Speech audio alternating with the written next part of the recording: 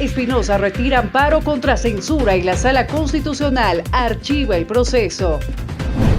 Nadia Beller anuncia que ampliará su declaración ante la Fiscalía. Pacto de Organizaciones Revolucionarias del Alto rechaza el Decreto Supremo 5676 y exige investigar a Cerimedo. El sector del transporte de carga en La Paz alertó sobre una crítica situación por la falta de diésel. Policía mantiene vigilia en la Asunta tras enfrentamientos por explotación minera ilegal. El Ejecutivo lanzó este lunes la segunda fase del Programa Nacional de Generación de Empleos. La iniciativa contempla una inversión de $92 millones. En el panorama internacional, el presidente de Colombia ordena deportaciones de migrantes irregulares. Estados Unidos promete asfixiar económicamente a Irán. Todas las noticias están en 24 horas.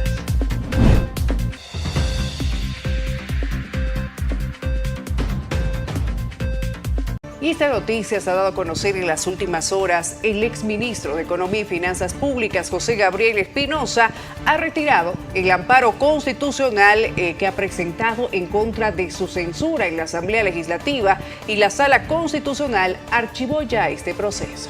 El exministro de Economía, José Gabriel Espinosa, desestimó este lunes del amparo constitucional con el que buscaba dejar sin efecto la censura aprobada por la Asamblea Legislativa Plurinacional el pasado 18 de agosto y recuperar de esta manera su cargo. La Sala Constitucional Tercera de la Ciudad del Alto aceptó el retiro y ordenó el archivo del proceso, por lo que no llegó a pronunciarse sobre el fondo del reclamo ni sobre la validez de la votación.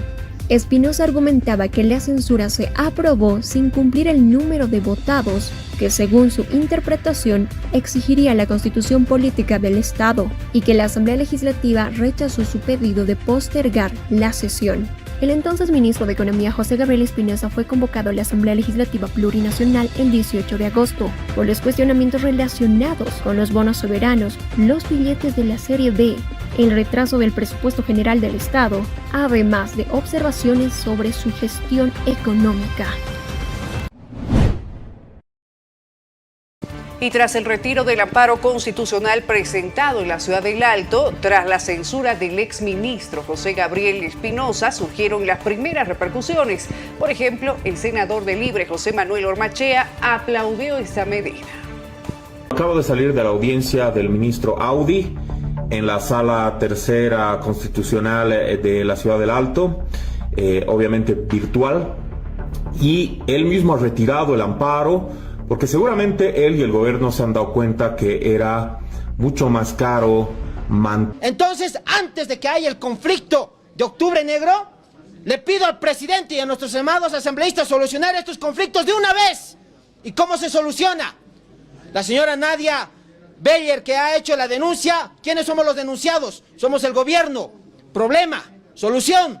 Hay que darle una medida cautelar ante la CIDH para que ella decida irse en una acogida a otro país donde crea que va a ser protegida.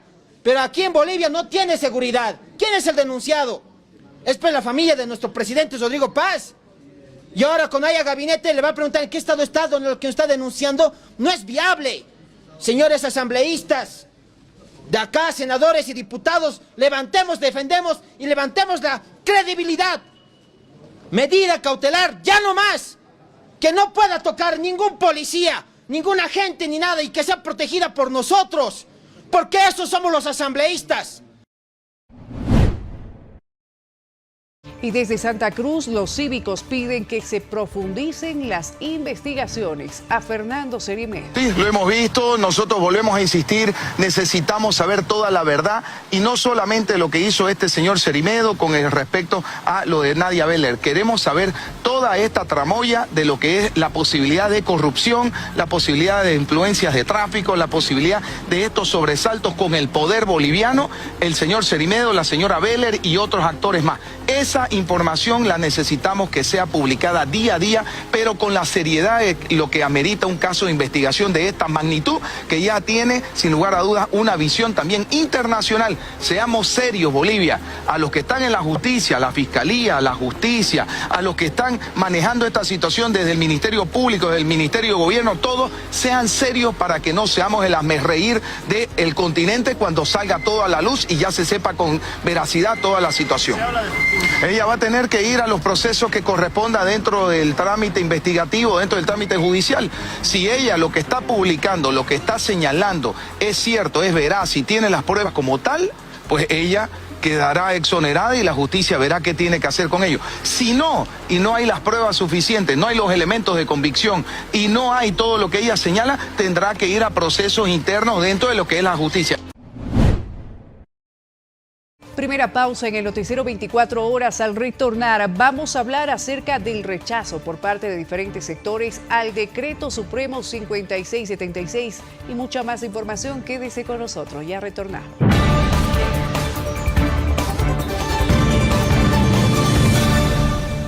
Confirmado su salida del Ministerio de Economía, indica que él se va tranquilo. El exministro de Economía, José Gabriel Espinosa, ha confirmado que no insistirá en su retorno al cargo. Decidió retirar la acción de amparo constitucional que presentó contra su censura. Afirmó que mantiene sus cuestionamientos al procedimiento, pero sostuvo que su decisión responde a que nunca se trató de aferrarme a un cargo. Espinosa explicó que el amparo buscaba cuestionar una censura que, según afirmó, se produjo sin posibilidad de defensa y en contra de lo establecido por la Constitución. Sin convencido de las razones que se llevaron a presentar esta acción, sin embargo, también entendió que existen momentos en los que corresponde poner delante algo más importante que una discusión sobre una persona o un cargo. Así lo ha señalado. Al confirmar el cierre de su etapa, el ministro de Economía destacó que su trabajo realizado durante 9 meses y aseguró: me voy con la tranquilidad de haber entregado todo mi esfuerzo. También agradeció al presidente Rodrigo Paz por la confianza y afirmó que su deseo es que el gobierno le vaya bien, porque según dijo, si al gobierno no le va bien, no le irá bien a Bolivia. Y han surgido diferentes y varias críticas en contra del ahora exministro de Economía y Finanzas Públicas, José Gabriel Espinosa. Por ejemplo, el diputado de Libre, Edgar Segarra, afirmó que el exministro estaba actuando al mejor estilo del masismo, como en anteriores gestiones, cuando acudían a la justicia, cuando eran censurados en la Asamblea. Este tema del señor Espinosa es lo mismo que ha hecho el masismo en el pasado, de querer quitar facultades constitucionales al poder legislativo, y eso realmente ya molesta. Este señor pareciera que se quiere agarrar del cargo con uñas y dientes. Cuando uno tiene ética personal y ya le han despedido, tiene que irse a su casa. El poder ejecutivo no puede violar al primer poder del Estado en sus normas y leyes y constitucionales que tiene dentro del primer poder del Estado. Entonces no vamos a permitir nosotros esto. Y da la casualidad que todos este tipo de acciones van a parar ese juzgado. Espero que este juzgado no sea un supositorio más, como ha sido en el pasado, del Poder Ejecutivo, y tenga que hacer de acá, de violar estas normas constitucionales. Eso es lo que también vamos a investigar a estos jueces, que siempre van a parar ahí este tipo de acciones. Ya sería un error muy garrafal del presidente, ya aumentaría esto. No sé si el presidente quiere irse o quiere quedarse. Eso quiero preguntarle yo al presidente, porque si quiere irse, que sea más franco con el pueblo y dé la cara y diga: quiero irme, quiero renunciar porque no puedo manejar este país. Nos vamos ahora con la información hasta Santa Cruz, que tiene que ver con esta polémica, este escándalo en el país del caso Nadia Beller y Fernando Cerimedo. El ahora ex asesor presidencial abrieron un nuevo proceso en las últimas horas contra Cerimedo, esta vez por violencia familiar. El asesor presidencial Fernando Cerimedo, quien ya contaba con 2 procesos legales, uno por feminicidio en grado de tentativa contra Nadia Beller y otro por presuntas ganancias ilícitas, ahora sumaría un tercer proceso por el caso de violencia familiar contra Nadia. Este último hecho habría ocurrido antes del presunto intento de feminicidio. Conocer un informe a la fiscal la FELCB, la cual junto con la coordinadora de fiscales se aperturó una denuncia de oficio por violencia familiar y doméstica. Ustedes entenderán que ha sido de conocimiento público a través de redes sociales tales hechos. Al haberse ya aperturado una denuncia, viene acompañada de directrices, las cuales se están dando estricto cumplimiento, ya ha sido notificado y se van a seguir todos los actos procesales que corresponden de acuerdo a la denuncia. Recordemos que la justicia boliviana dictó detención preventiva por 180 días para el consultor político argentino Fernando Cerrimedo, imputado por la presunta tentativa de feminicidio contra la abogada Bellar. A propósito de este tema y este escándalo en el país, el secretario ejecutivo de la Federación Sindical de Trabajadores Mineros de Bolivia, Andrés Paye, en las últimas horas ha cuestionado la falta de respuesta sobre el caso de Fernando Cerrimedo y ha recordado que desde la Central Obrera Boliviana y la Federación de Mineros habrían ya solicitado que el ex asesor presidencial sea separado del gobierno y sea investigado. Esto es lo que dijo. Debería de esclarecer en su momento. El que calla, otorga. ¿Es así o no es así? El que calla, otorga. Entonces, si no es así, que salga. Es todo un arte. El señor que ha sido, es asesor personal del presidente, Cerrimedo creo que es el señor, nosotros como Central Obrera Boliviana, como Federación de Mineros, hemos pedido de que el señor sea alejado e investigado. Pero ¿qué han mantenido los ministros? Han indicado que por favor no se toque ese tema. O sea, hoy en día salen a defenderle al señor, a desconocerle, cuando en otra hora, hace pocos días, lo defendían a capa y espada. Entonces, sinceramente, todo es una cortina de humo. Todo. Y lo que se va a venir, los conflictos, las otras cosas que van a hacer aparecer. Y desafortunadamente, las fuerzas del orden, como algunos malos policías, incluyendo del comandante general y en algunos malos policías y algunos malos militares, pues se prestan a estas cosas. ¿Para qué? Para poder beneficiarse de ascensos, para poder beneficiarse de cosas ilícitas. Y por su parte, Nadia Beller anunció que va a ampliar su declaración ante la Fiscalía. A casi una semana del ataque armado que sufrió la activista y abogada Nadia Beller en el departamento de Santa Cruz, la víctima anunció que busca ampliar su declaración ante la Fiscalía para aportar nuevos elementos a la investigación por tentativa de feminicidio contra su expareja Fernando Cerrimedo. Beller hizo conocer su decisión en una entrevista con un medio argentino en la que explicó que su primera declaración fue tomada antes de entrar a cirugía. Mira, en primera instancia lo que vengo exigiendo desde el día siguiente de mi operación es que quiero ampliar mi declaración. A mí me toman mi declaración, antes de que entre a quirófano inclusive. Y con lo choqueada que estaba en ese momento, ni siquiera pude aportar todos los elementos que hubieran sido necesarios, y a pesar de eso fue suficiente para llevar adelante la investigación y llegar a la imputación. No hay duda de que Fernando tuvo participación. El ataque ocurrió el 17 de agosto en el departamento de Santa Cruz. Horas después, la policía boliviana detuvo a Fernando Cerrimedo en el aeropuerto de Viru Viru, y desde el hospital Beller lo señaló como principal autor intelectual y afirmó que anteriormente habría sufrido violencia por su pareja. Ahora Beller busca ampliar su declaración para aportar nuevos elementos al caso. Y quien también se ha pronunciado respecto al tema es el ministro de Obras Públicas, Servicios y Vivienda, Mauricio Zamora, quien ha calificado como problemas de pareja la actual situación de la activista Nadia Beller y las denuncias que va realizando en contra de Fernando Cerrimedo. Bueno, el tema de Cerrimedo yo pienso que es un tema de una pareja, ¿no? Y yo pienso que ellos tienen que solucionar ese tema.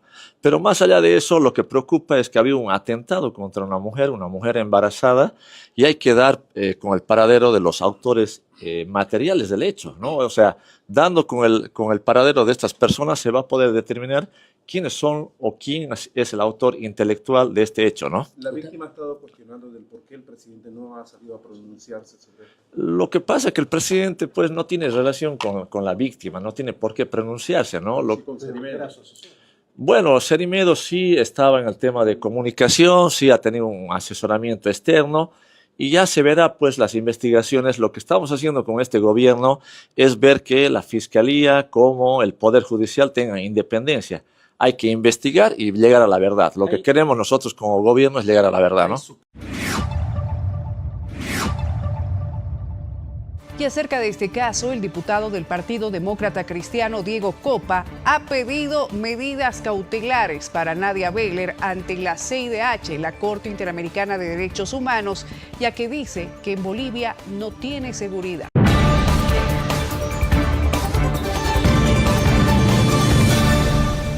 Retornamos con información en el noticiero 24 horas. Gracias por continuar con nosotros. Y hablamos ahora del Pacto de Organizaciones Revolucionarias del Alto, este sector que rechaza el Decreto Supremo 5676 y exige investigar a Fernando Cerimedo. Oficial que encarcele al paramilitar, al agente de la CIA, Cerimedo, es asesor del presidente Rodrigo Paz y él es el que está manejando detrás del trono de Rodrigo Paz. Estamos en desacuerdo, no aceptamos el decreto 5676, gasolinazo, 18 bolivianos el litro de diésel. Eso nos va a llevar a la extrema pobreza, a la miseria de todos los bolivianos, a la explotación, a la esclavitud de los indios en Bolivia. Somos el 80% de indios en Bolivia, la cual estamos siendo manejados por el 1%. Hermanos bolivianos, hay que despertar para poder luchar contra esta mafia organizada del 1%. Y la Federación de Campesinos de Chuquisaca, también la Federación de Mujeres Bartolina Sisa y diversas organizaciones sociales de la región se han declarado en estado de emergencia tras emitir un pronunciamiento conjunto en la ciudad de Sucre rechazando el decreto supremo número 5676. Este decreto 5676 sigue el gobierno atentando a la economía del pueblo popular. Seguimos al estilo de la dictadura, decretos más decretos, ¿no es verdad? En este momento nuestros hermanos transportistas, nuestros hermanos productores del oriente, todo el pueblo boliviano yo creo que no está de acuerdo con este decretazo, diéselazo. Exigimos al órgano ejecutivo la abrogación inmediata de este decreto maldito que atenta a la economía del pueblo popular.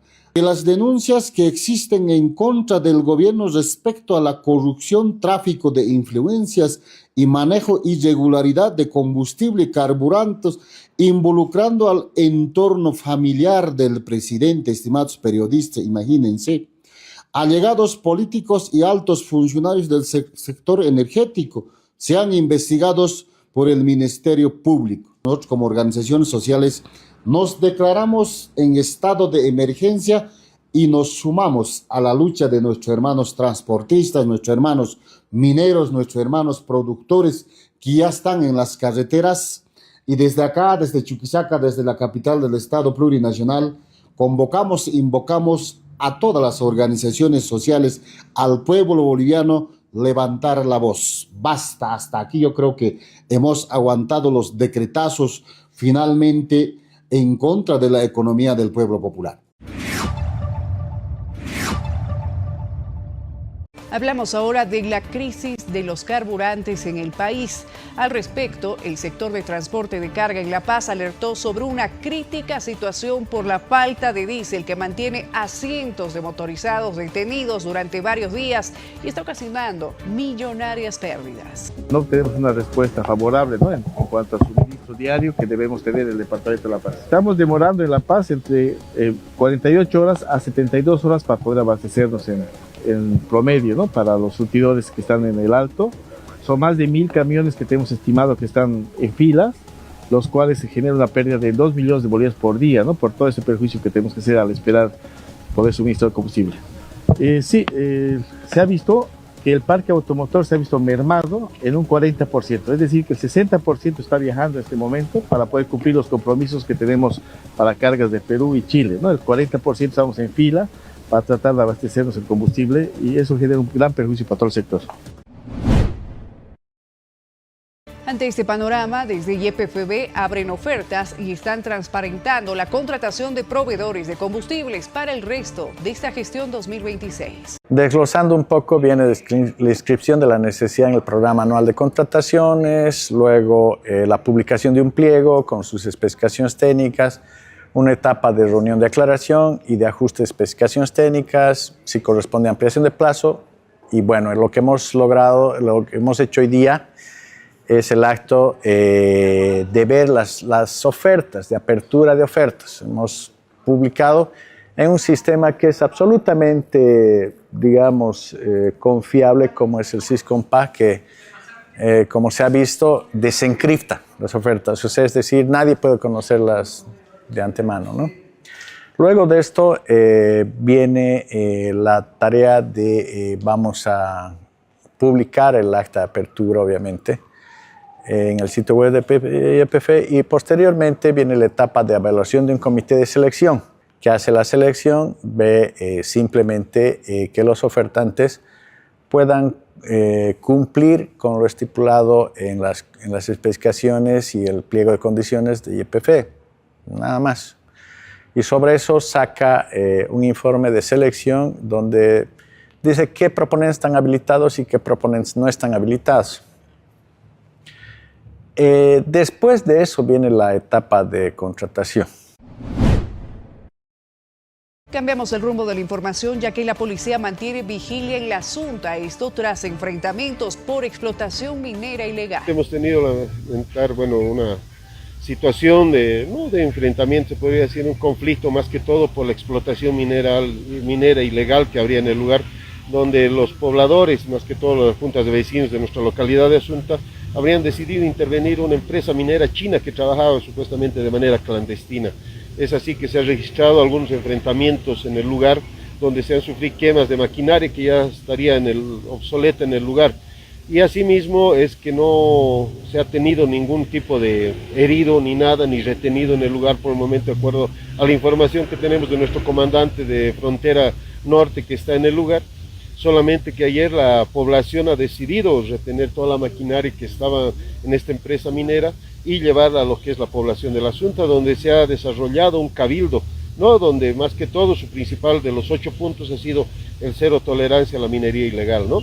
Es de esa manera que nuestro personal está atento y en afronte para que todas estas situaciones que hay entre estas empresas mineras y la población se lleven dentro de lo que es el marco del respeto y más que todo del diálogo mutuo. No, al momento no hemos tenido ninguna información respecto a aprendidos ni nada. Como les decía ayer, el Cabildo tampoco ha hecho ningún reclamo de algún aprendido ni de nada.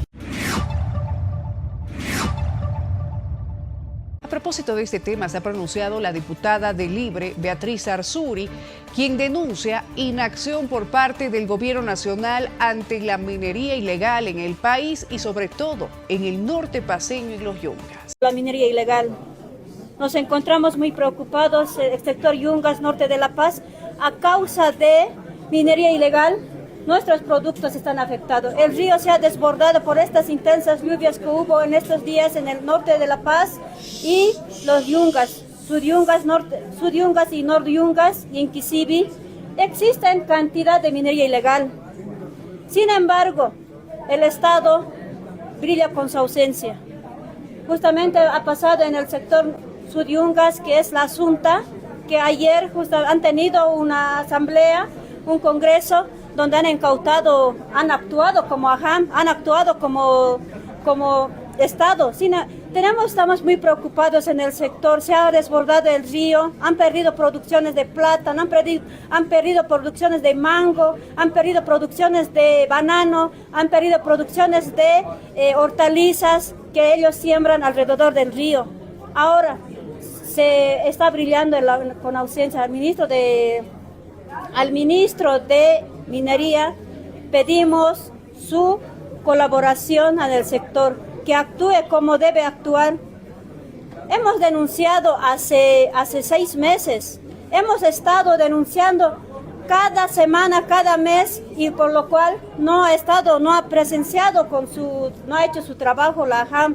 Entonces en estos momentos Sudyungas está muy preocupado por el desborde del río.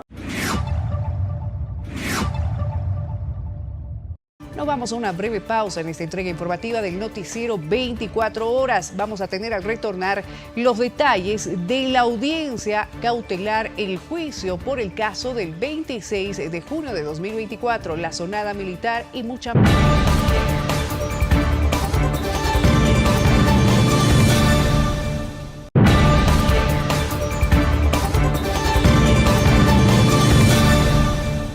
Continuamos con las noticias a través de Palenque TV, ya que en las últimas horas se ha reinstalado el juicio oral contra el excomandante del Ejército, Juan José Zúñiga, y otros militares, esto por la sonada militar del pasado 26 de junio de 2024. La audiencia continuará con las declaraciones de los acusados dentro de este proceso. Sí, en este momento se está instalando, esperemos de que se agote aproximadamente hasta las 4 de la tarde, por lo menos la mayor producción de la prueba testifical de los acusados, y con eso ya pues ver hasta dónde vamos a avanzar estos 3 días.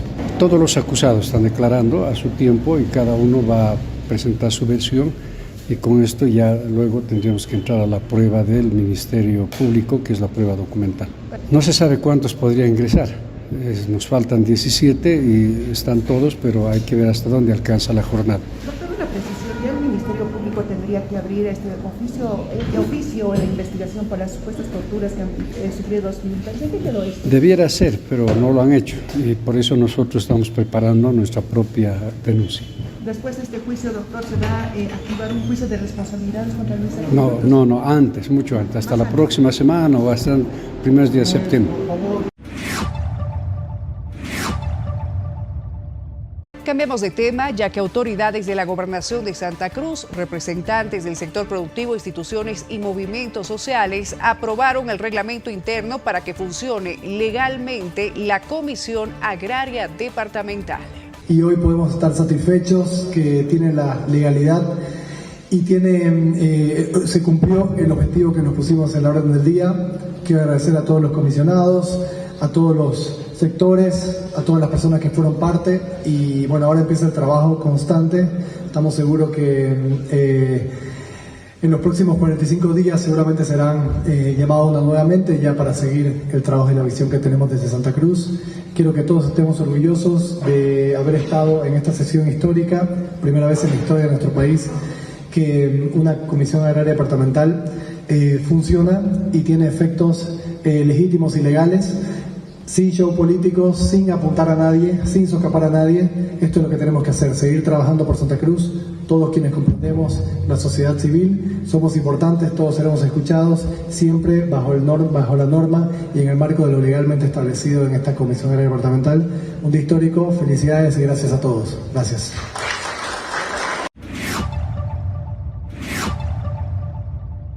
Hablamos de temas que tienen que ver con la economía en el país, ya que el Ejecutivo lanzó este lunes la segunda fase del Programa Nacional de Generación de Empleos. La iniciativa contempla una inversión de $92 millones para generar 18.000 empleos directos y 50.000 empleos indirectos. Sino, como estamos hablando, generar empleo. Se calcula, si lo cambian, si lo ponen en boliviano, estos son más de 1.000 millones, más aquellas contra una parte va a poner el gobierno, más de 1.000 millones de bolivianos, un hecho histórico en los Zetas, más de 1.000 millones de bolivianos en los Zetas, haciendo el cambio de lo que se explica en dólares, más esfuerzos extras que va a poner el gobierno nacional, estamos hablando, más el esfuerzo que pondrá cada municipio en sus contrapartes, estamos hablando de más de 1.000 millones de bolivianos para cada una de las regiones del país.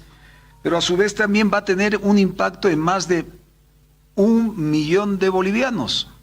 1 millón de bolivianos se va a beneficiar con ver la calle Los Zeta, con ver en su barrio Los Zeta. Más de 1 millón de bolivianos.